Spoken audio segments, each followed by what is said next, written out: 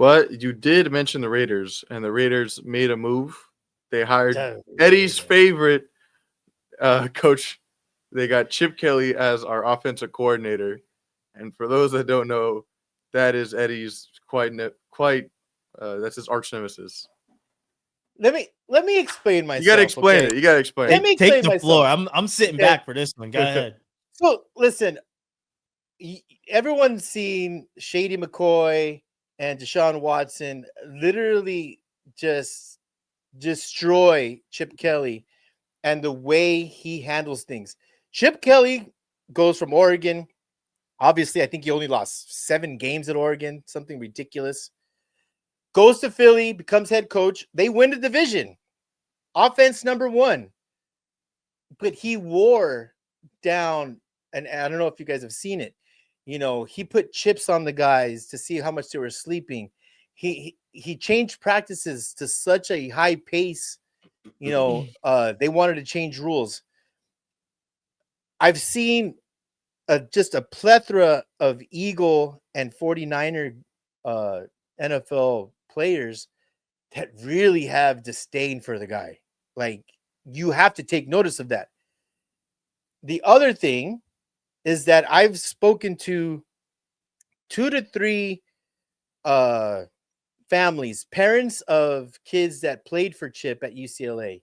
Personally, I've talked to them, and none of them had one good thing to say about it, and how just selfish and egotistical he is. So my opinion of Chip Kelly is that he is an innovator on offense, that he's not afraid to ruffle feathers, but also I have to take in the information that a lot of people do not like him. A lot of people.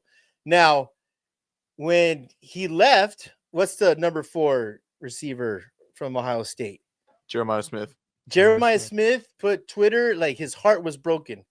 That gives me some kind of hope that he had a connection with him. The other thing is, I heard an interview with Mark Sanchez, who played under Chip Kelly in the pros, and he said the exact opposite, that he's a military guy, very motivational, is good with players. So I am trying to stay positive about this, but also, me being a Raider fan, everyone's like they do every year. Oh, Josh McDaniels. Oh, Antonio Pierce. It's going to be different. I am staying off any opinion that I think the Raiders are getting better, because I'm not going to allow myself to fall into the same trap that I do every year, that this could be different. Oh, man, we're making the right hires. Oh, Josh McDaniels bringing the Patriot way. Oh, we needed Antonio Pierce, a guy who really understands what the Raider culture and what being a Raider. I mean, I've said this in my head over and over and over again, and it continues not to work out. I love Pete Carroll. I'm not going to say that Pete Carroll's going to change anything. I am just going to sit back and let these guys, Ryan said it earlier, I'm not going to overreact on all these hires. I'm going to sit back and see how they work out, and not be the fool, so that Ryan can post me being all positive about Chip Kelly when they're the worst offense in the league, and Ryan reposts and said, I told you, Eddie. So I am going to back off of that. But those are my reasons. I think it brings bad vibes, and that's just who I think he is. So I think that's legit. Thank you. Valid. Yeah, I think it's legit. And I saw the Shady McCoy interview and how he talked about Chip Kelly. The only thing that I'll say is, all those situations where people are saying he's bad, he was the head coach.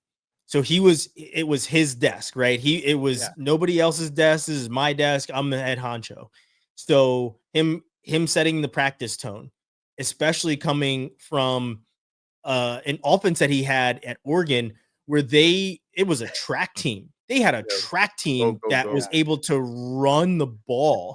So he's like, the speed of practice has to be fast. It's what I'm used to. It's what we won with, and it's what we're it's what I'm bringing here. And not for nothing, that's probably why they brought him in too. They want you to bring your new age offense to the professional ranks, and it's probably what the Eagles saw in him. When it's like, wait, now you're dealing with grown men who got grown men issues. They got, they get wives and kids and girlfriends and houses and cars. Like, is a different time. There's a lot of shit that we got to worry about. And if I want to go out, no other man is going to tell me that I can't go out. And that's where Shady McCoy was coming from, right? Like, you want to put a chip on me to figure out when I'm sleeping and all this other like just stop, right? So I can understand why they butt heads, but he was also the head coach for all those teams, right? And Mark Sanchez saying these things, there's always an outlier in every equation, and Mark Sanchez is going to be that outlier, right? And he's that kind of guy that probably needed the structure.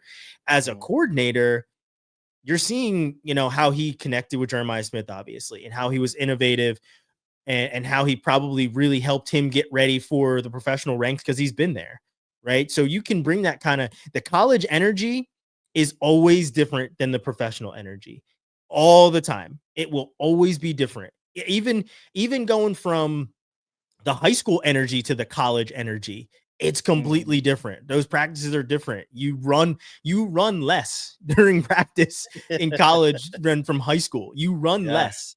They condition you, but you run less. You have more walkthroughs, less hitting. There's a lot of things that they try to conserve you. So him trying to innovate and do the things he tried to do at pros, I can see why they didn't like him. I can honestly see why they didn't like him. It's like, wait a second. We need to be able to do what we need to do on Sundays.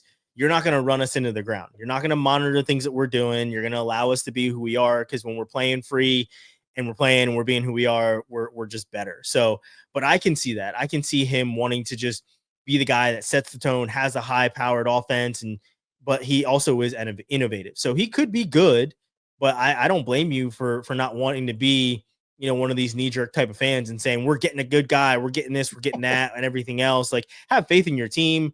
Say, we'll see how it works out. He is a guy that has great ideas, but pump the brakes on all of it too. So, but he is going to be part of somebody else's system. And Pete Carroll does things a certain way. He's not going to be able to come in and be egotistical, because Pete Carroll is more of a players type coach. He's just that players type guy. So you're not going to be able to do that.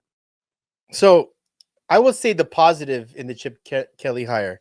I looked it up. Chip Kelly as a head coach in the NFL, and this is an average of the 3 years that he was in it. He was third in points, averaged 27 points a game. Total offense in his 3 years, he averaged third, 393 yards a game. And here's what I like and what I think does mesh with Pete Carroll is that he likes to run the ball. Chip Kelly was, the innovator of, spread them out, hand it off, make the defense cover every inch of the field. In his 3 or 4 years in the NFL, he was fourth in rushing with his offense with 131 yards. I think, and I want, this is my next question for you guys. I think it's conducive to Pete likes to run the ball and play defense. If you look at the NFL, the trend is running the ball more. So I do like that.